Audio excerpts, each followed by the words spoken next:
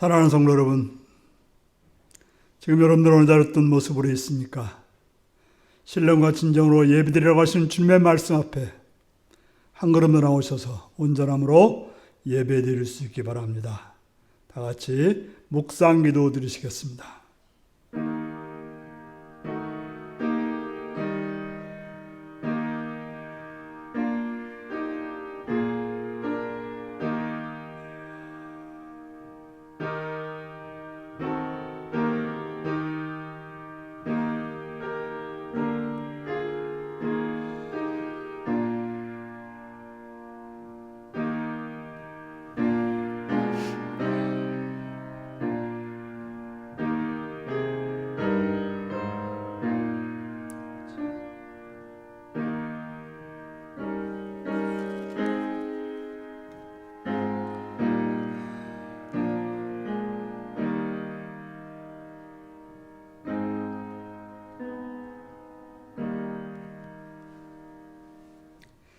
사도신경으로 우리의 신앙을 고백하시겠습니다. 나는 전능하신 아버지 하나님, 천지의 창조주를 믿습니다. 나는 그의 유일하신 아들, 우리 주 예수 그리스도를 믿습니다. 그는 성령으로 잉태되어 동정녀 마리아에게서 나시고 본도 빌라도에게 고난을 받아 십자가에 못 박혀 죽으시고 장사된 지 사흘 만에 죽은 자 가운데서 다시 살아났으며 하늘에 오르시어 전능하신 아버지 하나님 우편에 앉아 계시다가 거기로부터 살아있는 자와 죽은 자를 심판하러 오십니다. 나는 성령을 믿으며 거룩한 공교회와 성도의 교제와 죄를 용서받는 것과 몸의 부활과 영생을 믿습니다. 아멘. 찬송가 36장을 부르시겠습니다.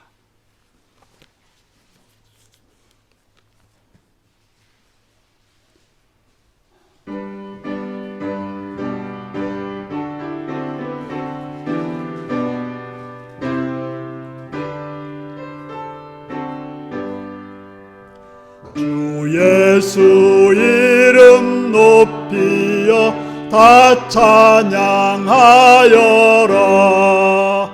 금면류관을 들여서 만유의 주 찬양. 금면류관을 들여서 만유의 주 찬양. 주 예수 당한 고난을 못 잊을 죄이나 내 귀한 보배 바쳐서 만유의 주 찬양. 내 귀한 보배 바쳐서 만유의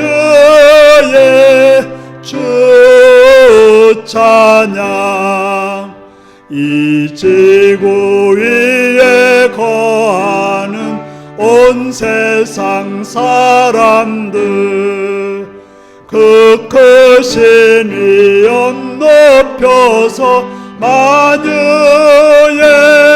주 찬양. 그 크신 위엄 높여서 만유의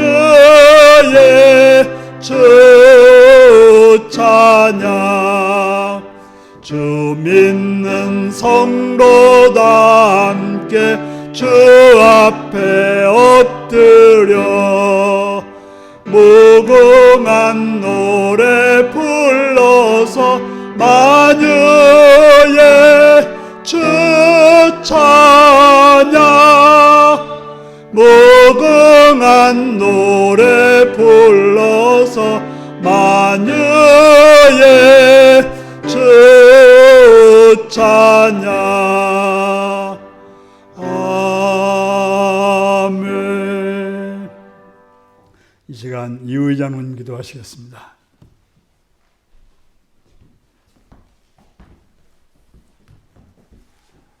하나님 감사합니다. 예수 그리스도의 주님, 이 시간 흐르는 시간 속에서 우리를 주의 제단에 이렇게 불러주시고 또 새로운 말씀으로 우리를 먹여 주시옵소서. 지금은 지구촌 어디에나 코로나로 인하여 불안과 공포가 끊어지지 않고 계속 있습니다. 아버지 하나님, 이것을 통하여 우리 인간에게 주시는 말씀이 무엇입니까? 성경 말씀에 서로 사랑하라고 하셨는데 사랑은커녕 불안과 공포가 서로 멀리하고 나라와 나라가 개인과 개인이 거리를 두라고 멀리하라고 하지 않습니까? 아버지 하나님, 열린 마음으로 마인드 오픈, 열린 마음으로 기도합니다. 하나님은 모든 만물의 배후에서 섭리하시는 분이시며 자존자 되시며 우리 인간의 창조주로 알고 있습니다. 그런데 지금의 현실은 불안과 공포가 세상에 판을 치고 있습니다. 왜 그런지 하나님 아버지시여 말씀해 주시옵소서. 열린 마음으로 성령 하나님께 기도합니다. 무엇이 우리가 잘못되었는지 말씀으로 우리에게 깨우쳐 주시옵소서. 전능하신 하나님 아버지, 예수 그리스도와 함께 우리에게 사랑과 긍휼을 베푸시며 우리의 연약함과 부족함을 채워주시는 하나님으로 우리는 알고 있습니다. 그러나 하나님은 결코 죽는 힘이 없는 생명 자체이시며 자존자 되신다고 말씀하고 계시지 않습니까? 또한 우주를 창조하시고 다스리시고 섭리하시는 전지전능하시는 유일신 하나님이라고 성경으로 말씀하셨습니다. 그러나 우리가 생각할 때는 주님, 예수 그리스도시여 열린 마음으로 기도합니다. 성령 하나님께서 우리의 고통을 서로가 서로를 의심하며 이러한 바이러스 질병을 통하여 하나님께 불신의 마음을 주신 것은 무엇입니까? 이를 알게 도와주시옵소서. 이것을 깨닫게 하여 주시옵소서. 지금을 살아가는 우리들에게 왜 그런지 개인이나 단체나 나라와 나라 사이, 국민과 국민 사이 왜 그렇습니까? 지금 이 시대를 살아가는 우리들에게 주 하나님 아버지, 예수 그리스도의 주님이시여 명확하게 쉽게 말씀해 주시옵소서. 오늘도 주의 말씀을 전하시는 윤리재단 우리 오정훈 목사님, 성령께서 함께 하시어 우리를 깨닫게 하시는 말씀, 능력의 말씀, 사랑의 말씀으로 우리를 먹여 주시옵소서. 열린 마음으로 예수 그리스도의 이름으로 기도합니다. 아멘.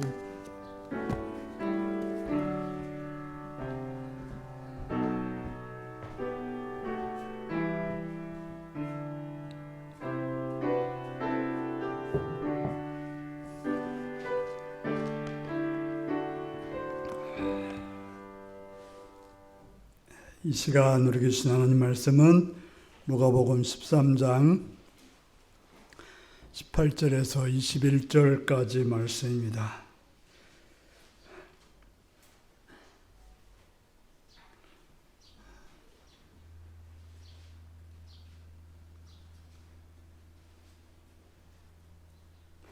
누가복음 13장 18절에서 21절입니다. 교독하시겠습니다. 그러므로 예수께서 이르시되 하나님 나라가 무엇과 같을까? 내가 무엇으로 비교할까?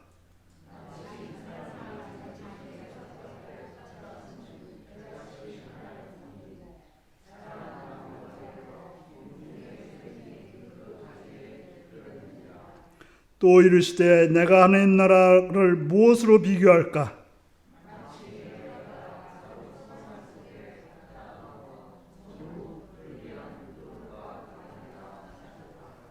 아멘. 어린이를 위한 기도를 들으시겠습니다. 참 좋으신 아버지, 이 땅에 은혜 주셔서 새로운 생명이 태어나게 하시고 그들을 자라게 하시고 그들에게 은혜 주셔서 이 땅을 소망 있게 하심을 감사드립니다. 주님, 그 어린 생명들이 주의 은혜 안에서 건강하게 잘 자라 그들을 통해서 하나님 나라가 이 땅에 실현되는 귀한 은혜가 있게 하여 주옵소서. 먼저 가정들이 그 어린이들이 잘 자랄 수 있는 아름다운 환경과 건강한 환경과 또한 풍성한 환경들이 되도록 도와주옵소서. 믿음으로 바로 선 부모님, 또 영육간에 강건한 부모님, 공의와 정의를 이루는 부모님이 되어서 그 어린 생명들에게 본이 되는 귀한 역사가 있게 하여 주옵소서. 학교와 또한 유치원과 어린이집이 건강하게 하시옵소서. 좋은 선생님들이 바른 지식으로 선한 마음으로 그 어린이들을 돌보며 가르칠 수 있도록 도와주셔서 이 세상 속에서 자라는 그 어린 생명들이 밝고 맑고 환하게 자랄 수 있도록 도와주옵소서. 주의 은혜를 바라옵고 예수님의 이름으로 기도하옵나이다. 아멘. 다 같이 나서서 찬송가 79장으로 찬양을 들으시겠습니다.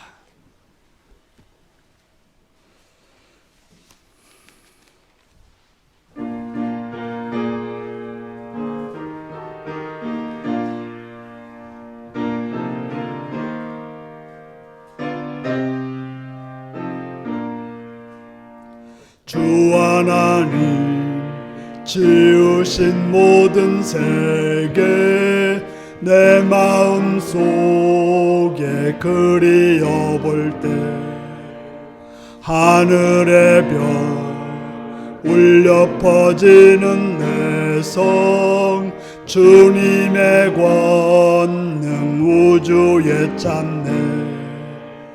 주님의 높고 위대하심을 내 영혼이 찬양하네. 주님의 높고 위대하심을 내 영혼이 찬양하네.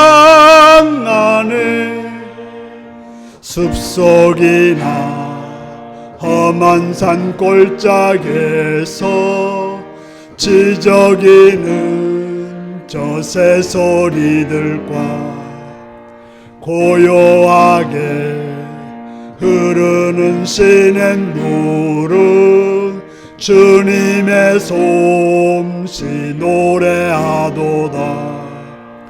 주님의 높고 위대하심을 내 영혼이 찬양하네.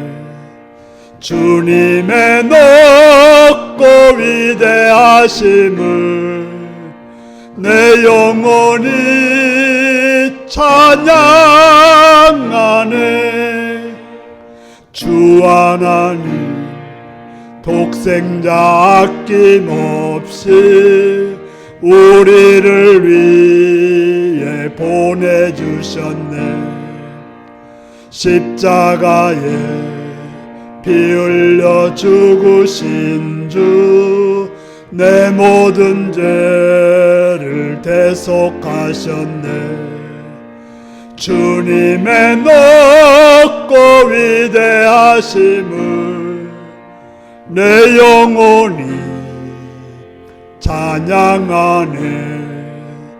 주님의 높고 위대하심을 내 영혼이 찬양하네.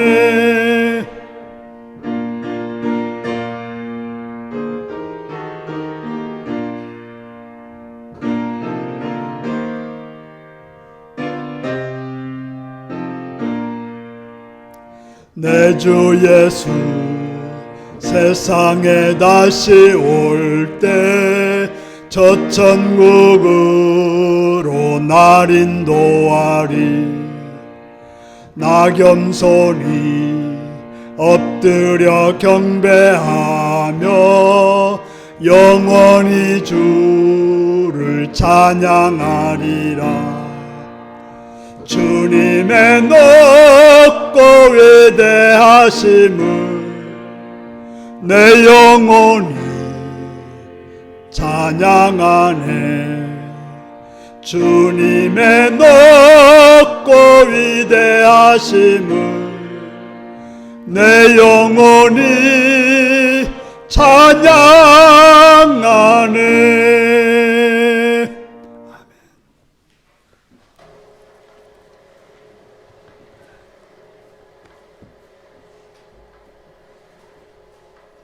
사랑을 축복합니다.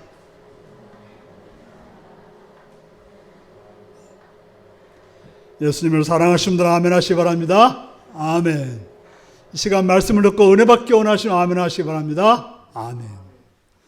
오늘은 누가복음 13장 18절에서 21절의 말씀을 가지고 하나님 나라는 무엇과 같을까라는 제목으로 말씀을 나누겠습니다. 오늘 말씀 제목이 무엇입니까? 저는 바이킹이라고 하는 드라마를 본 적이 있습니다. 바이킹이라고 하면 북게르만족 노르드인이고 노르드어를 사용하며, 무슨 말인지 모르죠? 그냥 들으시면 됩니다. 고향 땅인 스칸디아로부터 8세기 말부터 11세기 말까지, 우리로 보면 고조선쯤 될까요? 고려, 전, 고구려 그때쯤 되겠는데요. 북유럽과 중앙유럽까지 항해하며 교역하거나 약탈로 활보한 바다사람들을 가리켜서 바이킹이라고 합니다. 혹시 그림을 보시지 않지만 도끼를 들고 머리에 무슨 뿔 같은 그런 모자를 쓰고 나타났던 사람들을 말합니다. 지금에 있는 나라로 말하면 노르웨이, 스웨덴, 덴마크, 잘 산다는 나라들이죠. 그 드라마에는 수많은 전쟁 이야기가 나옵니다. 특별히 이 바이킹족의 토속신인 오딘과 토르를 믿는 그런 바이킹과 이제 예수 그리스도를 믿는 기독교인들과의 싸움 이야기가 많이 나옵니다. 당시 지금의 영국이나 프랑스나 독일이나 스페인이나 이런 나라들은 기독교 국가였습니다. 물론 스페인은 아랍도 많이 있었지만요, 무슬람도 있지만요, 기독교 국가들이었습니다.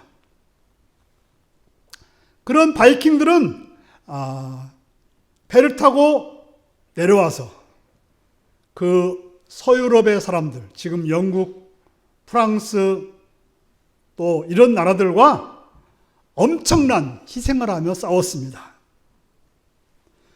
그들이 싸우다가 죽으면서 하는 말은 뭐라고 하면, 기독교인들은 천국에 간다고 하고 바이킹들은 바랄라에 간다고 말합니다. 그들의 싸우는 목적은 뭔가 하면 오직 땅을 차지하는 것, 거기에서 먹을 것과 보물을 얻는 것, 그리고 권력을 유지하는 것이었습니다. 그곳에는 사랑과 평화도 없었으며 정의와 선함도 없었습니다. 그들은 신들을 찬양하고 신의 뜻이라고 말하고 십자가를 앞세우고 전쟁을 하고 십자가 앞에서 회개도 하고 성천도 참여하지만 그들 속에서 기독교인다운 모습은 어디에도 없었습니다. 우리가 추구해야 할 기독교인의 모습, 더 나아가서 기독교인이 이루어야 될 하나님 나라의 모습은 전혀 보이지 않았습니다. 그들은 왕이었고 또 신부, 사제이들이었고 십자가를 목에 걸고 십자가를 앞세웠지만 실상은 전혀 하나님 나라의 모습이 보이지 않았습니다.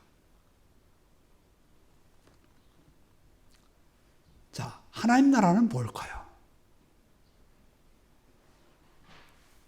예수님이 이 땅에 오신 것은 그런 하나님 나라를 우리에게 알려주시고 보여주시고 또 살게 해주시기 위해서 오셨습니다. 그러므로 예수를 믿는 자라면 하나님 나라를 알아야 되고 그 하나님 나라를 누리며 살아가야 되는 것입니다. 오늘 예수님은 뭐라고 말씀하십니까? 하나님 나라가 무엇과 같을까? 내가 무엇과 비교할까? 라고 하면서 사람들에게 물어보고 있습니다. 자, 예수님이 이렇게 물어봤을 때 사람들이 뭐라고 대답할 줄 알고 물어봤을까요? 대답을 원해서 물어본 것이 아니고 무리들의 생각을 상기시키기 위해서 그렇게 물으신 것입니다.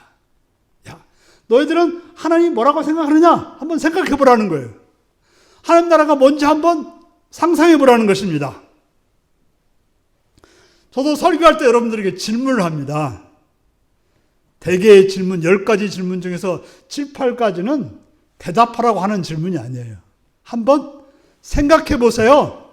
한번 여러분들이 이것을 한번 생각해 보세요 라고 묻는 질문이 많습니다. 여기서 보면 누가 대답을 하고 있습니까? 예수님이 질문하고 예수님이 대답을 하고 있어요. 저도 설교 시간에 그러죠. 제가 여러분들에게 질문을 던지고 제가 대답을 합니다. 그럼 우리는 예수님께서 말씀하시는 것을 들어야 되는 것입니다. 우리의 생각으로 행동하지 않고 우리의 뜻대로 행동하지 않고 예수님이 뭐라고 말씀하시는지를 가지고 행동해야 되는 거예요. 하나님 나라를 내 생각, 내 뜻 가지고 하는 것이 아니라 예수님이 말씀하시는 그 하나님 나라를 우리는 알고 듣고 행해야 되는 것입니다. 예수님은 하나님 나라가 무엇과 같다고 말씀하십니까? 마치 한 사람이 자기 채소밭에 갖다 심은 겨자씨 한 알과 같다 이렇게 말해요. 하늘나라는 겨자씨 한 알과 같다는 거예요. 그런데 어떻게 해요? 그냥 있는 겨자씨 한 알이 아니라 뭐라고요? 밭에다가 심은 겨자씨 한 알이라고 말하고 있습니다. 겨자씨는 좁쌀만 합니다. 좁쌀 아시죠? 좁쌀만 합니다. 여러분들이 좁쌀을 한 줌 쥐면 그 안에 몇 개쯤 들었을까요? 산도 몇백 개는 되지 않을까요? 그런데 겨자씨는 그렇게 작은 씨앗이지만 그것이 땅에 심겨져 자라게 되면 보통은 한 1m, 잘 자라면 3m 정도. 우리가 지금 이 바닥에서 이 대들보 전까지가 3m인데요. 우리 교회가 6m입니다. 위에가 3m, 위가 3m, 창문이 3m. 그런데요, 이 3m 정도 자란다는 거예요. 그래서 겨자씨가 이렇게 심겨져서 3m 정도 자라게 되면 그 겨자씨 나무에 새들이 와서 깃들이고 거기서 쉬는 그러한 큰 나무로 자란다는 것입니다. 보통 관목이라고 해요. 관목은 1년 새 자라는 것을 관목이라고 합니다. 보통 나무들은 몇 년이고 계속 자라지 않습니까? 바로 이 겨자씨는 관목인데 쭉 자라가지고 어떻게 돼요? 새들이 놓일 수 있는 그런 큰 나무가 된다라고 말하고 있습니다. 그런데 이게 바로 하나님의 나라다라고 말씀하고 있는 것입니다. 여러분들은 이 비유를 듣고 상상해 보셔야 되는 것입니다. 여러분 속에 이것을 그림으로 그려서 생각해 보시기 바랍니다. 우리가 말씀을 듣고 말씀을 그냥 생각하는 것이 아니라 그 말씀을 가지고 이렇게 상상을 해봐야 돼. 상상. 하나님 나라는 겨자씨를 가지고 밭에다가 심었더니 그것이 자라서 커다랗게 된 것이 바로 하나님의 나라구나라고 생각해 봐야 되는 것입니다. 자, 이 그림의 의미, 이 예수님 말씀하신 의미가 무엇일까요? 먼저 우리는 이런 질문을 해봐야 됩니다. 왜 하나님 나라를 이렇게 설명하실까? 그냥 다르게 무슨 장소처럼 설명하면 좋을 텐데 왜 이렇게 비유를 들어서 겨자씨가 심겨져서 그것이 자라는 것으로 설명을 할까 하는 것을 생각해 봐야 되는 것입니다. 도대체 겨자씨가 씨앗에 땅에 뿌려져 가지고 나무가 되어서 커다랗게 되는 것과 하나님 나라와 무슨 상관이 있을까를 생각해 봐야 되는 것입니다. 우리가 하나님 나라 하면 어떤 장소라고 생각하는데 예수님이 말씀하시는 하나님 나라는 장소가 아닙니다. 물론 예수께서 낙원을 말씀하셨어요. 우리가 이제 누가복음 16장에 나중에 하게 될 테지만 나사로, 부자와 거지 나사로에 비유해서 누가 낙원에 갑니까? 거지 나사로가 낙원에 갔다고 나와 있어요. 또 예수님께서 십자가에 못 박혀 죽으셨을 때 오른편 강도에게 뭐라고 합니까? 너는 나와 함께 낙원에 있을 거라고 말씀하셨습니다. 그러나 하나님 나라, 분명히 낙원은 어떤 장소적 개념이죠. 그러나 하나님 나라를 말씀하실 때는 장소를 말씀하지 않았습니다. 그렇다면 하나님 나라는 죽어서 가는 장소를 말하기보다는 이 땅의 삶, 하나님의 통치하는 그런 이상적인 삶을 하나님의 나라라고 하는 것입니다. 하나님 나라는 장소가 아닌 하나님의 뜻이 이루어지는 곳, 하나님의 염원이 이루어지는 곳이 바로 하나님 나라인 것입니다. 그러므로 우리에게 중요한 것은 마음입니다. 하나님의 뜻, 하나님의 그 염원이 이루어지는. 물론 마음을 넘어서서 가정도 될 수 있고 교회도 될 수 있고 사회도 될 수 있고 나라도 될 수 있습니다. 보통 이제 예수 믿었더니 좋은 집에서 좋은 차 타고 좋은 식 먹는 것이다 라고 말씀하는 분들이 있어요. 그러나 우리가 예수님이 말씀하시는 하나님 나라에는 그런 식의 말씀이 없습니다. 바로 우리 마음의 상태가 어떤지, 우리의 삶이 어떤지, 삶의 모양, 삶의 어떤 형태를 말하지 무슨 잘 먹고 잘 살고 건강하고 이런 것들을 말하지 않는다고 하는 것입니다. 그리고 하나님은 우리의 어떤 겉모양의 삶보다도 우리의 마음을 보시는 하나님이십니다. 하나님은 우리 마음에 하나님 나라가 이루어지기를 원하고 있습니다. 내 마음에 하나님 나라가 이루어지면 우리 가정도 하나님 나라가 되는 것이고, 우리 가정이 하나님 나라가 되면 우리 동네가 하나님 나라로 나가는 그런 출발점이 되는 것입니다. 그러한 것을 분명하게 보여주기 위해서 사무엘 16장에 이러한 장면이 나오고 있습니다. 하나님께서는 이스라엘 일대 왕인 사울 왕에 대해서 실망을 했어요. 이스라엘 백성들이 군사적인 왕을 세워달라고 해서 사울을 세워주었습니다. 그런데 그가 군사적인 왕으로서 잘하면 괜찮았을 텐데 그 사울은 무슨 욕심이 있었어요? 자기가 제사장도 되고 싶은, 하나님께 제사도 드리고 싶은, 그러니까 어떤 지금 말하면 우리가 삼권 분립이라고 하지 않습니까? 당시에는 뭐가 분립되어 있어요? 정치적인 것과 제사적인 것이 분리되어 있었습니다. 그런데 거기까지 자기가 하려고 했다는 거예요. 나라를 자기가 다 그냥 마음대로 하려고 했다는 것입니다.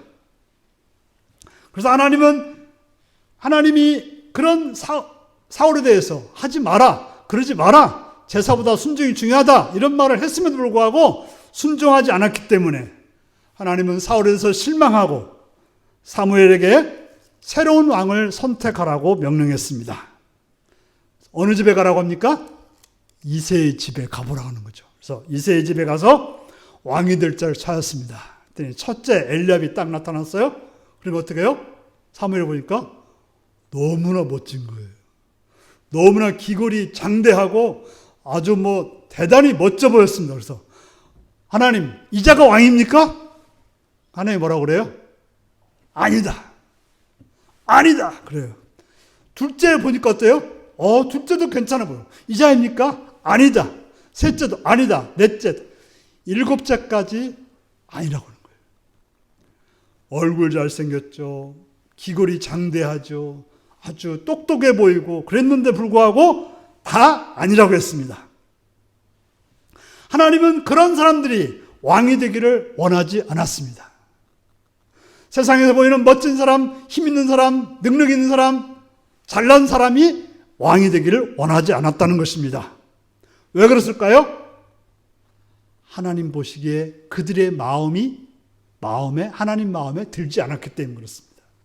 그들의 마음이 하나님이 보시기에 맞지 않았기 때문에 그렇습니다. 하나님은 그들의 중심을 보실 때 그 중심에 하나님이 원하시는 모습이 없었다고 하는 것입니다. 하나님의 사람이라고 하는 사무엘 선지자조차도 그들에게 반했는데 하나님은 그들의 속을 볼 때 아니다라고 했던 것입니다. 겉으로 멋있어 보이고 강건하게 보이고 훌륭해 보였습니다. 자, 우리의 눈도 그렇지 않습니까? 자, 남자들은 어때요? 잘생긴 여자만 보면 눈이 돌아갑니다. 되게 나이 드시면 안 돌아가십니까? 눈이 돌아갑니다. 여자분들은 또 어때요? 잘생긴 남자만 보면 어떻게 해요? 눈이 돌아갑니다. 안 돌아간다고 말하시는 분은 좀 거짓말 할 수도 있어요. 멋있다고 하고 훌륭하다고 합니다. 우리의 눈은 그런 걸 좋아하게 되어 있어요. 우리의 눈은 그런 것에 반하게 되어 있습니다.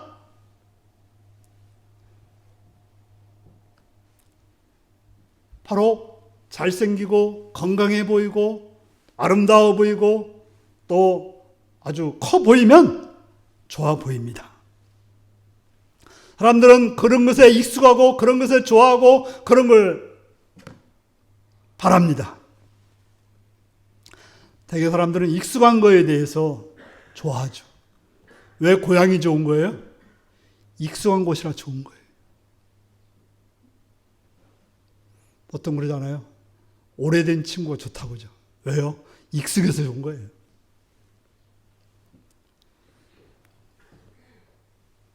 바로 우리의 눈은 그런 거에 만족스럽게 되어 있습니다. 뭔가 힘 있어 보이고 잘생기고 좋아 보여야 나한테 뭔가 해줄 것 같은 거예요. 그래서 어떻게 해요? 우리가 무슨 영화 같은 보면 잘생긴 제비 같은 남자한테 이렇게 넘어가잖아요. 왜 그래요? 믿음직스럽거든요. 잘생겨가지고. 뭔가 힘 있어 보이거든요. 하지만 하나님은 다르게 보신다는 거예요. 하나님은 사람의 마음을 보신다고 하는 것입니다. 그 사람의 감정이 어떤지, 그 사람의 감각이 어떤지, 그 사람의 진심이 어떤지 보십니다. 그 사람의 화려한 말을 보시는 게 아니라, 그 사람의 얼굴 표정을 보는 것이 아니라, 그 사람이 뭘 주는지를 보는 것이 아니라, 그 사람의 중심, 그 사람의 마음을 보신다고 하는 것입니다. 그래서 하나님의 음성을 들은 사무엘은 이새에게 이 아들 말고 다른 아들이 없느냐라고 묻습니다. 왜 그렇습니까? 하나님께서는 지금까지 보았던 이새의 아들에게서는 겉모습이 훌륭했지만 진심이 보이지 않았습니다. 사울과 다를 바 없는 그런 모습이었습니다. 그래서 다른 아들이 없는지 물었더니 이새가 누굴 데려왔어요? 저기 들판에서 일하고 왔던 꾀죄죄한 다윗을 데려왔던 것입니다. 그런데 하나님이 보시니까 다윗은 어떠했습니까? 순결하고 즉흥적이고 진실하고 매 순간이 처음이며 시작이 늘 긍정적인 어린아이의 모습이었습니다. 바로 예수님께서 말씀하셨던 하나님 나라에 들어갈 수 있는 어린아이 같은 모습이 다윗에게 있었던 것입니다. 그래서 하나님은 다윗을 사울을 대신하여 왕으로 택하였습니다. 마음이 맑은 다윗을 하나님은 택했던 것입니다. 진심이 통하는 사람인 다윗을 택했던 것입니다. 그렇습니다. 하나님 나라는 보이지 않지만 사소한 거. 우리가 그러잖아요. 그 마음이 뭐야? 별거 없어. 돈이 최고지. 그러지 않습니까? 진심이 뭔 상관있어. 힘이 최고지. 이렇게 말하지 않습니까? 그런데 하나님 뭘 보신다고요? 진심, 그 마음에 뭐가 있는가를 보신다고 말씀하고 있는 것입니다.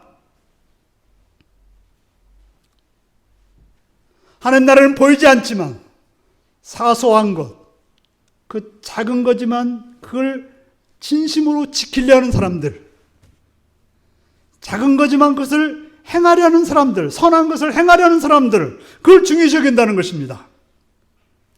숨겨져 있지만 나한테 소중한 진심을 품고 자신의 삶을 차근차근하게 실천하여 살아가는 사람이 바로 하나님 나라를 사는 사람입니다.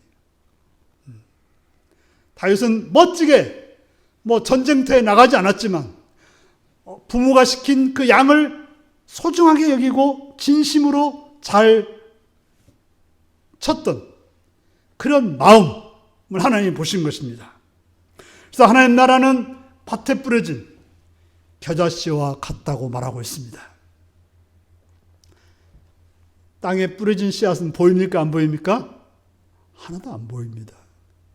우리가 내 마음에 어떤 품은 진실된 어떤 생각, 누구도 보지 못합니다. 차라리 돈 1,000원이 낫지 그 진심이 무슨 소용이냐고 말하기도 합니다. 그런데 하나님 나라를 추구하는 사람은 그 진심을 소중히 여기고 이것이 중요한 거라고 여기는 사람입니다. 그 중요한 것을 내 삶에서 매일 고백하고 그대로 행하고 살아가는 사람들, 이게 바로 하나님이 원하시는 마음이라고 하는 것입니다. 그래서 지난번에 한번 말씀드렸듯이 건축가 미스 반델레오는 신은 사소한 것에 있다라고 말했습니다. 사소한 거라고 하는 것은 우리 마음속에 담겨진 어떤 생각입니다. 사소하게 보이는 작은 생각이 위대한 것을 이루게 되는 것입니다. 겨자씨 작은 씨앗 곧 사소한 것이 심겨질 때 키가 큰 나무가 되어서 새들이 머무는 그런 쉼터가 될 수가 있게 되는 것입니다. 하나님 나라는 마음속에 사소한 것이지만 품은 선한 뜻, 사랑, 헌신, 기쁨이 결국 하나님 나라를 살게 하는 것이고 결국 다른 사람들에게 그 마음들이 자라서 쉴 수 있는 안식처가 되는 것입니다. 그렇다면 우리는 어떻게 살아가야 할까요? 첫 번째로 겨자씨를 우리 손에 쥐어야 되는 것입니다. 자, 겨자씨가 뭘까요? 진심이라고 했죠? 바로 하나님 말씀을 듣고서 그것을 내 속에 진심으로 받아들이는 것입니다. 우리가 그것을 여러분들이 오늘 설교를 통해서 그걸 받아들였을 때 제가 아무리 눈을 씻고 봐도 받아들이는지 안 보는지 모릅니다. 집에 가서 일주일 지난다고 해서 특별히 무슨 변화가 가족들에게 안 보여질 수 있습니다. 그러나 겨자씨를 땅에 뿌리려면 창고에서 겨자씨를 가져와서 손에 쥐어야 되는 것입니다. 아무리 창고에 많은 겨자씨가 있다 하더라도 내가 손을 쥐지 않는 한 그것은 그대로 몇백 년이고 있게 되는 것입니다. 움켜쥐어야 뿌릴 수 있게 되는 것입니다. 우리는 말씀을 듣고 그 말씀을 내가 움켜쥐어야 되는 것입니다. 강단에서 전해지는 말씀을 내가 받아들여 믿어야 되는 것입니다. 성경에 있는 말씀을 내가 받아들여 믿어야 되는 것입니다. 요즘 성경을 필사하시는 분들도 있고 성경을 몇 번 읽으시는 분들도 있습니다. 참 좋은 일이고 아름다운 일입니다. 중요한 것은 그 말씀을 내가 손에 쥐어야 되는 것입니다. 두 번째로는 겨자씨를 마음의 밭에 뿌려야 되는 것입니다. 겨자씨를 진 농부는 그걸 어떻게 했습니까? 자기 채소밭에 갖다가 뿌렸던 것입니다. 겨자씨를 가지고 있는 것 가지고는 아무런 일도 일어나지 않습니다. 나의 채소밭에 갖다 뿌려야 되는 것입니다. 나의 채소밭에 제일 먼저는 내 마음입니다. 내 마음에 진심으로 심겨져야 되는 것입니다. 또한 나의 채소밭은 나의 가정이 될 수 있습니다. 그 말씀을 내 가정에서 내 남편에게, 내 아내에게, 내 자녀에게, 내 부모에게 그 진심을 가지고 행동해야 되는 것입니다. 내 현장에 뿌려져야 되는 것입니다. 그러면 나의 현장이 가정이고 친구이고 이웃이고 직장일 수가 있습니다. 좋은 씨앗을 가지고 있는 것만으로는 아무런 일이 일어나지 않습니다. 그것이 내 마음밭에 내 삶의 현장에 뿌려질 때 역사는 일어나게 되는 것입니다. 얼마 전에 소금을 막 한 가마씩 이렇게 팔았죠, 동네에서. 한 가마 갖다가 창고에다 딱 갖다 놓으면 어떤 일을 합니까? 아무 일도 안 일어납니다. 그걸 손에다 쥐고 어떻게 해야 돼요? 음식에다 넣을 때 음식이 맛있어지는 것입니다. 내가 삶 속에서 그 말씀을 진심으로 담고 그것을 한 걸음 한 걸음, 한순간 한순간을 살아갈 때 그것이 자라가 되어서 결국에는 그 영향력이 있는, 많은 사람들이 와서 쉴 수 있는, 많은 사람들이 기뻐할 수 있는 그러한 삶이 되게 되는 것입니다. 여러분들은 사람들이 와서 쉬고 있는 곳입니까? 혹시 여러분들에게 와서 찔릴까 봐서 다가오지 않는 건 아닐까요? 어떤 사람은 그래요. 저도 그래요. 저 사람 옆에 가고 싶지 않아. 왜요? 가면 맨날 찌르거든요. 말로 찌르고 행동으로 찌르고. 그리고 어떻게 해요? 가고 싶지 않아요. 그런데 가서 쉴 수 있는 곳, 가서 위로를 받을 수 있는 곳, 그런 곳이 바로 하나님의 나라라는 것이죠. 내가 가정에서, 내가 친구들에게서, 내가 이웃들에게서 그렇게 되는 것이 바로 하나님 나라가 이룩되는 것입니다. 우리가 알아야 될 것은 그 씨앗에 무슨 장식을 하면 안 됩니다. 물론 씨앗 가지고 공예를 할 수 있어요. 자, 거기다가 예쁘게 어떠 보니까 저기 대만 같던가요? 쌀 한 틀에다가 막 글씨를 썼더라고요. 대단하더라고요. 그래서 거기는 뭘로 보는 거니? 현미경으로 보게 돼 있어요. 자, 무슨 역사가 일어났어요? 무슨 역사가 일어났어요? 물론 대단한 일은 벌어졌죠. 거기 글씨를 썼다니. 어우, 훌륭해. 끝. 씨앗은 가공해서는 안 됩니다. 또 씨앗을 어떻게 해요? 맛있게 구우면 어떨까요? 그냥 먹고 마는 거죠. 더 이상 다른 역사는 없습니다. 하나님 말씀이 그렇습니다. 하나님 말씀을 가지고 장식하거나 찌거나 구우면 안 돼요. 그냥 그걸 받아들여서 내 속에서 발화되도록 해야 되는 것입니다. 불배에 물린 광야의 이스라엘 백성들이 살 길은 뭐였습니까? 다른 것이 필요 없었어요. 그냥 고개를 들어서 그 놋뱀을 바라보기만 하면 살았던 것입니다. 우리가 구원받는 것은 다른 게 필요한 것이 아니라 십자가에 달리신 예수를 바라봄으로 구원받는 것입니다. 단순하지만 거기에 생명과 능력이 있습니다. 그 자신은 작습니다. 단순합니다.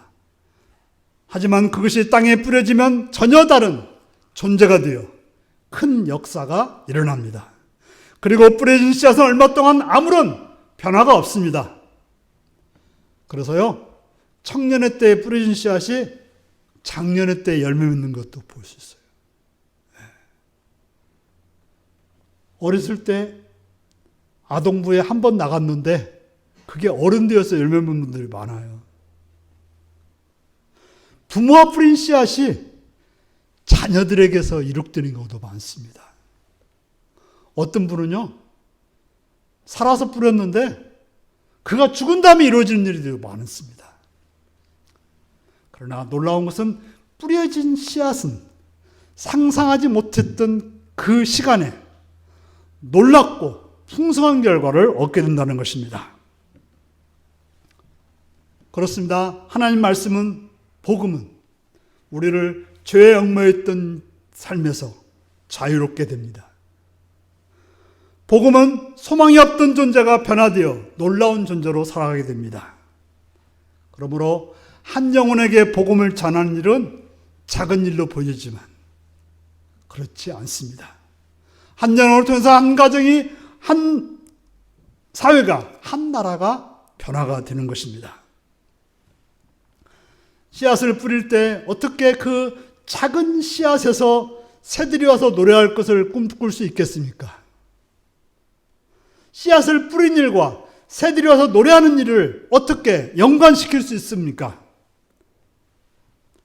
하지만 하나님 나라는 그렇게 뿌려진 씨앗을 통해서 성장이 와서 그런 결과를 얻게 된다고 하는 것입니다. 우리는 말씀을 들으면서 하나의 그 작은 씨앗을 통해서 하나님 나라를 꿈꿀 수 있기를 바랍니다. 그러므로 예수를 믿는다는 것은 작은 일처럼 보이지만 작은 일이 아닙니다.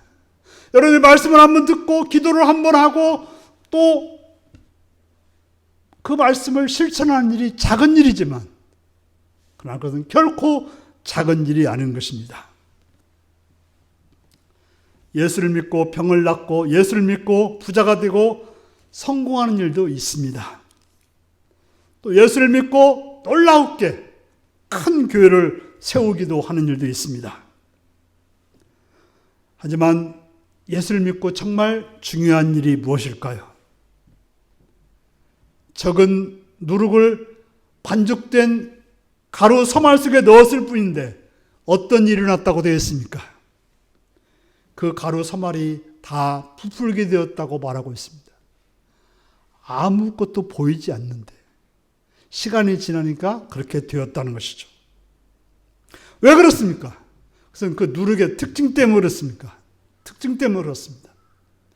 어떻게 겨자씨가 그렇게 커다란 나무가 될 수 있습니까? 겨자씨의 그 특성 때문에 그렇습니다.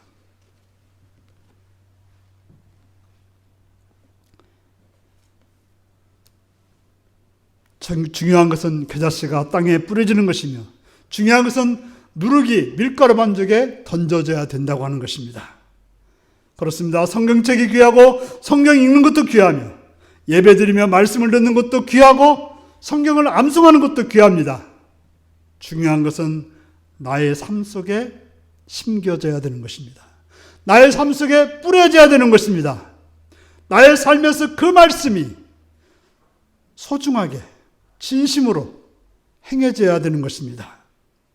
그때 싹이 나고 자라게 되며 그 자랑을 통해서 세상에 영향력을 끼치게 되며 그 영향을 통해서 많은 사람들이 평안을 누리는, 안식을 누리는 그런 곳이 되는 것입니다. 더 나은 변화를 통해서 다른 사람들이 변화를 이루며 각자의 삶 속에서 하나님 나라가 이룩되게 되는 것입니다. 사랑하는 성도 여러분, 우리에게 중요한 것은 목적의식입니다. 목적의식이라는 것은 자기 행위의 목적에 관해 가지는 뚜렷한 자각입니다. 어떻게 살겠다라고 하는 목적의식, 그런 자각을 여러분들은 있습니까? 여러분들이 교회에 나오고 신앙생활을 한다고 하면서 어떤 목적을 가지고 있습니까? 예수를 믿는다는 것은 거기에 가장 중요한 목적은 하나님 나라의 삶을 사는 것입니다.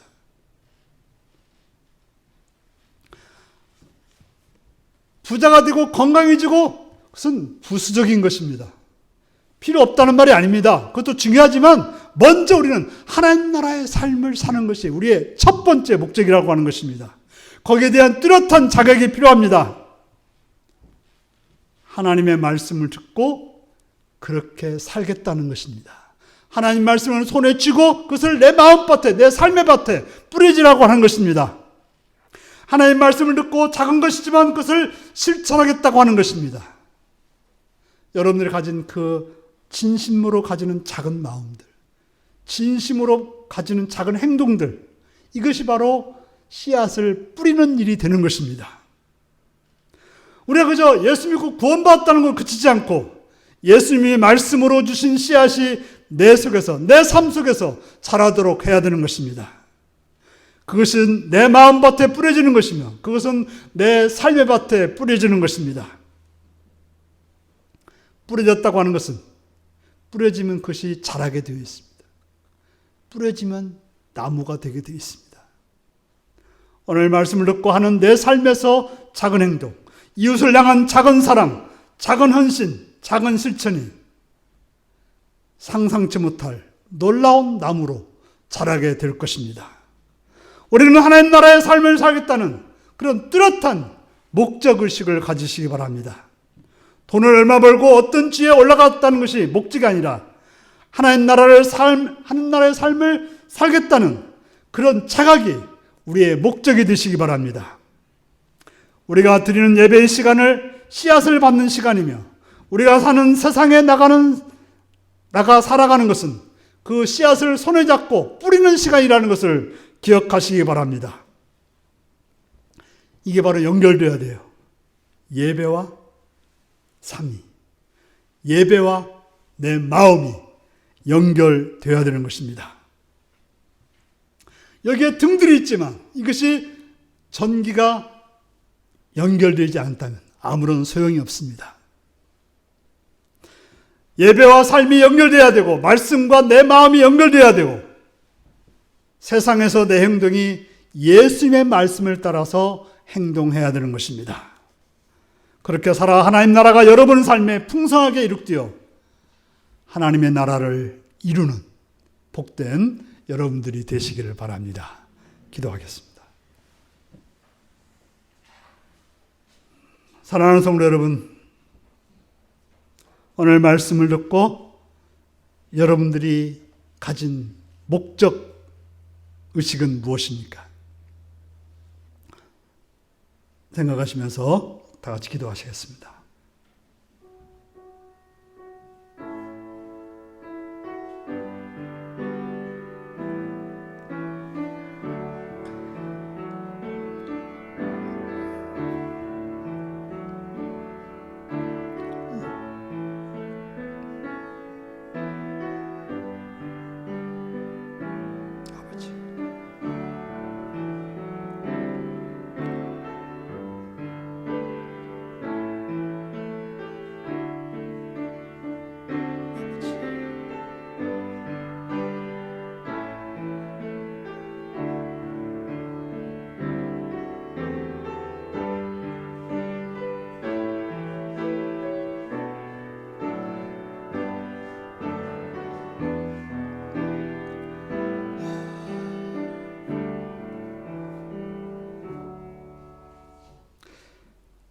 하나님 아버지, 우리에게 하나님 나라를 이루는 삶을 살기 위해서 독생자 예수 그리스도를 이 땅에 보내주셨고 그를 통해서 그 길을 알게 하셔 주심을 감사드립니다.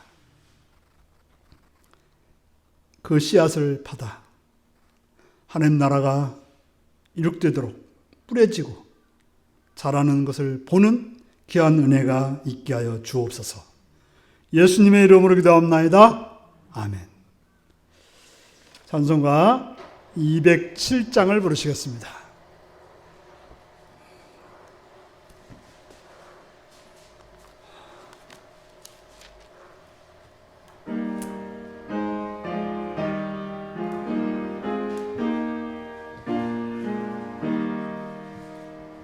귀하신 주님 계신 곳 그 백성 함께 모이네. 다 함께 주를 만나니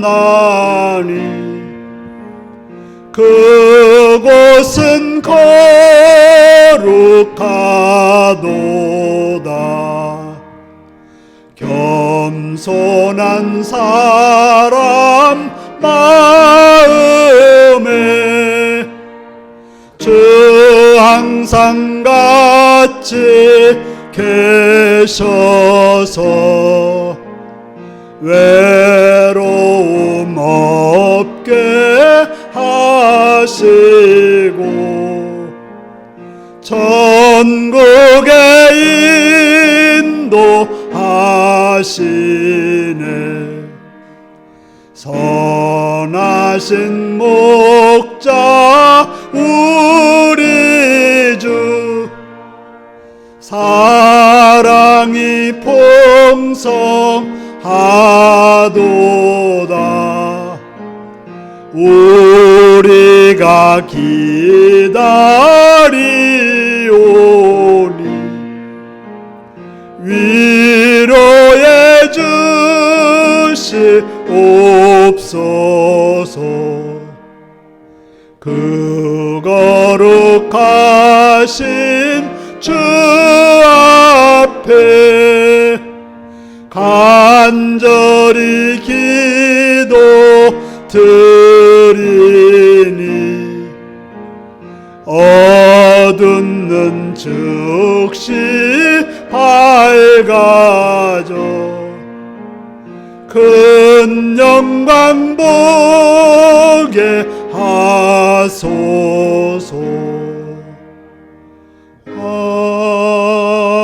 아멘.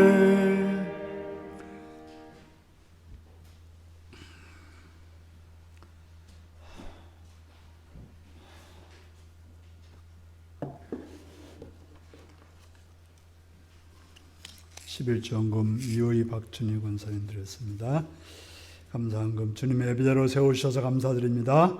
예수 생명으로 강건한 윤리교회 성도님으로 세워주옵소서. 오정훈 김 들었습니다. 최영훈 지사님 감사한금 드렸습니다. 주님 감사합니다. 주님께서 다 일하셨습니다. 국민 지사님 드렸습니다. 예배드리게 하심을 감사합니다. 임용빈 장정순 권사님 드렸습니다.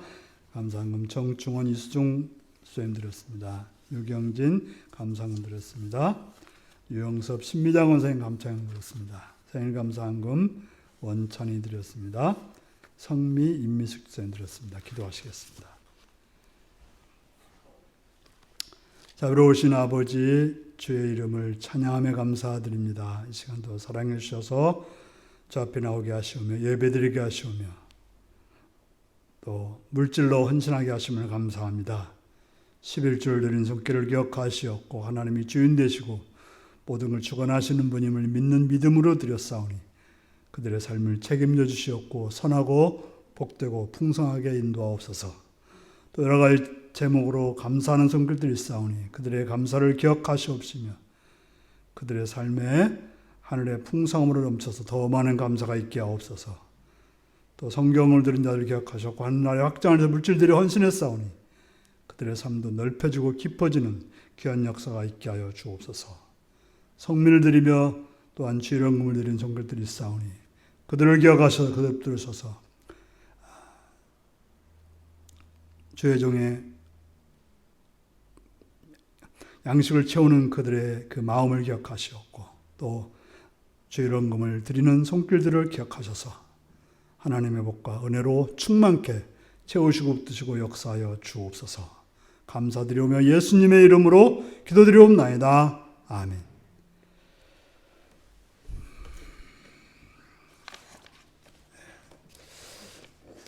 특별한 강구는 없습니다. 건강한 모습으로 또 잘 살다가 또 만날 수 있기 바랍니다. 새벽에 영상 잘 나가고 있는데요. 늘 말씀을 가지고 사시길 바라고 또 수요기도회가 있습니다. 그냥 어른들을 위해서 낮에 하는 거니까요. 어른들 예배에 참석할 수 있기 바랍니다. 특별히 바쁘셔서 못 나오신 분은 할 수 없지만 예배에 참석에 열심히 내주시기 바랍니다. 자, 다 같이 나서서 635장 찬송 부르시겠습니다.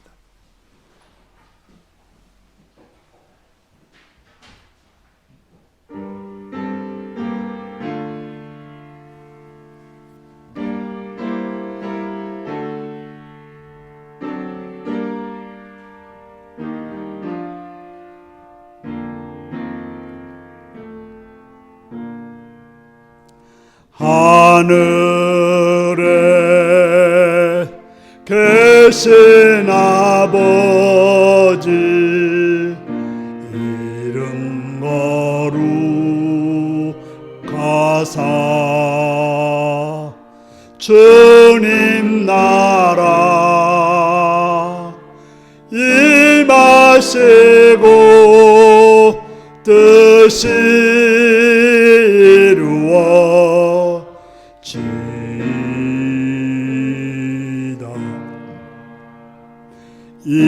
일용할 양식 우리들의 큰 죄 다 용서하옵시고 또 시험에 들게 마시고 악에서 구원하소서. 대개 주의 나라 주의 권세 주의 영광 영원히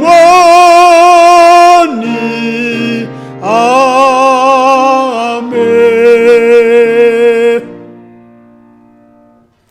사랑하는 성도 여러분, 여러분들의 삶에 하나님 나라가 이룩되기 위해서 하나님 말씀을 붙잡고 진심으로 선함으로 행해서 하나님 나라가 여러분 삶 속에 이룩되기를 바랍니다. 지금은 주 예수 그리스도의 은혜와 하나님의 극진하신 사랑과 성령의 감동하시고 감화하시고 함께하시고 충만하신 역사가 마음에 나의 삶에 하나님 나라 이루기로 결단하는 성도들과 그 가정과 일터 위에 지금부터 영원토록 함께하옵기를 축원하옵나이다. 아멘.